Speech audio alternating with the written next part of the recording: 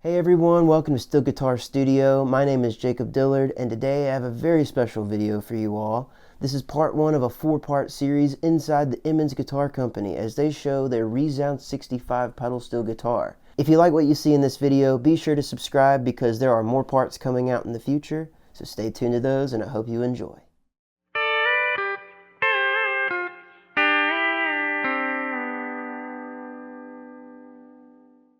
We have castings, raw castings that come in from our foundry in Burlington, North Carolina.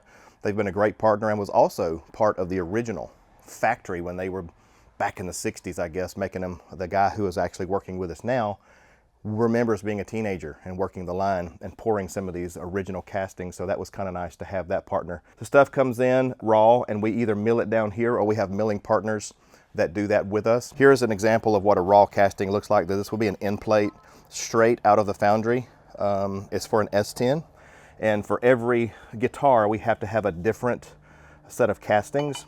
So you'll have castings that come in for a double neck and they look like this, and you can see where they were kind of just poured. And then while the foundry has them in their possession, they take off about a 1/16 to make sure there's no porosity in them to check, and if they do have porosity they go back into the melting pot and they start over. From there we take those other poured castings, which involves our end plates, our key heads, our pedals are all cast. They come to us and then we put the clips and all that stuff. They come just raw. We have to bore the hole out and put the clip assemblies. And all those come in pretty much ready, just like that. They don't get finished any more than that. Then it goes down to the prepping department that I'll show you, and it starts to become a little bit more produced. Here is some key heads that have been sanded all the way up to about an 800 finish, I would say. And that's about what we bring all of our aluminum up to. Here's a switch plate for an SD10. They'll be polished out and they'll start looking more like what you're used to seeing on a guitar. Key heads, the end plates, the necks, all that gets polished. Our levers, these are Emmons spec levers that we copied from the original Weldon Myrick days. They have a similar look to a Showbud, but it's not quite the teardrop that you're used to seeing on a Showbud. And we went back and picked that design back up. We felt that that was a cool feature. After it comes from the factory or the mill or the foundry, it'll go into a machine like this, which is a vertical end mill, and it cuts all of the material down to spec. We have all of those files in-house that we engineered from the beginning. We started with an original guitar and took about 1.5 years to go through and look at all of the parts. So every piece of metal came off the original 65, put it on a spectrometer to determine what the alloy was. That's actually how we determine what the casting material was that went into the foundry. Those can all be milled in this machine. It is a liquid lubricated machine. It's a 3-axis end mill. That's where all of these parts, they enter looking like this and they come out milled to about 1/1000th of an inch. So we take our raw materials, and they have to be sanded before they can be polished because there's a lot of striation in them from the machine. We have a variety of sanding grits all the way down from 80 grit up to, you know, the 600 or 800. And we sand those key heads down until they have the correct profile. It's kind of that classic Emmons. We roll that corner over, it has to be hand done. It doesn't come off the mill that way, that's rounded. Some of the other things, if they come in, we can sandblast them, the undercarriage, if there's a defection. After we've sealed it and stuff, we can come back here and we can knock it out and do spot touch-ups with our sandblaster. So what happens after they are sanded, we have to polish them. The polishing is quite an experience because it's kind of dirty and it's a labor of love.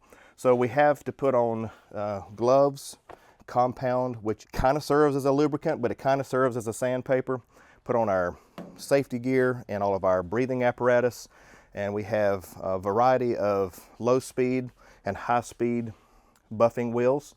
Depending on what part we're buffing, like if it's a smaller part, we'll use these types of buffing wheels.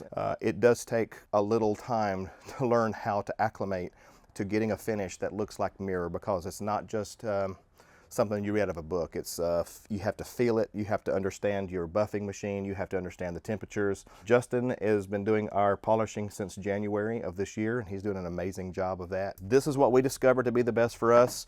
We use a torch and we heat the parts up with a torch, and then we'll check it with the heat meter to see what the temperature is on it. We'll use buffing compounds and we'll buff that with the blue wheel, and that'll cut and buff just about at the same time. And then this wheel here is a finishing wheel that kind of brings that up to a nice clear polish. And between all of those cycles, you have to take it back there and you have to wash it with hot water and to get all of the buffing compound off of it. It just goes everywhere and it's just a really dirty job. You can't beat the look of that polished aluminum. I was very discouraged in polishing. I had to work at it. I mean, I spent like 2 weeks straight just polishing stuff wrong and having to sand it back out and redo it. And I finally got the feel of it. Yeah, and the wheel is moving pretty quick, and so it'll grab it out of your hands and sling it. So you have to wear eyewear. I've had changer mounts get caught in the wheel, come out and hit me in the face. We have to put on face protection. Once you get in the rhythm though, and you figure out your process and you learn how to do it and what that alloy is expecting from you, because all these alloys polish differently. So your end plates is a cast, your pedal rack is an extrusion, and those two alloys are quite different in how they react to heat and a buffing wheel. So your different levels of compound, different levels of heat and pressure and speed, all that has to be worked out until it just becomes subconscious. And you do it enough, you can feel it, you can hear it. When you're polishing, you can hear that doesn't sound right, something's off. And once you fix that and you know what it's supposed to sound like, you can polish guitars pretty quick. We had some advice from Bruce Zumsteg, was a good friend of ours with Zumsteel. Some people are familiar with that manufacturer. We've had close relationships with the guys at MSA. Kyle Bennett was kind of in our speed dial. You know, I would call Kyle, hey, it's not working. And he'd be like, you know, you just got to do it like this, and then it should do it. And it wouldn't. And it was just like, oh my gosh, what are we doing? And it was a labor of love. But the polishing part is one of the quintessential parts of presenting a good, clean guitar. There's so much shiny on these guitars that if you have the polishing wrong, you've really got a mess on your hands. And so glad to have our polishing king over here. He's doing a great job for us. Let me show you something that we do to help cut the cost. Is we do our own pedal rods. So we will get raw material in, and then we will turn those ends down on the lathe. We'll do our threading and we'll do our turning down so that we can bend them. We have a bending unit here that allows us to bend our pedal rods to length. We use the aircraft bearings here. This was the original bearings that was very, very similar to the ones that we're using in 1965. I absolutely love them. They are quiet. They are just very easy to use, and I hate they ever went away from them, and everybody that's ever seen them and used them really liked them. Of course, everybody's got preference. And then here is our pedal steel guitar leg station.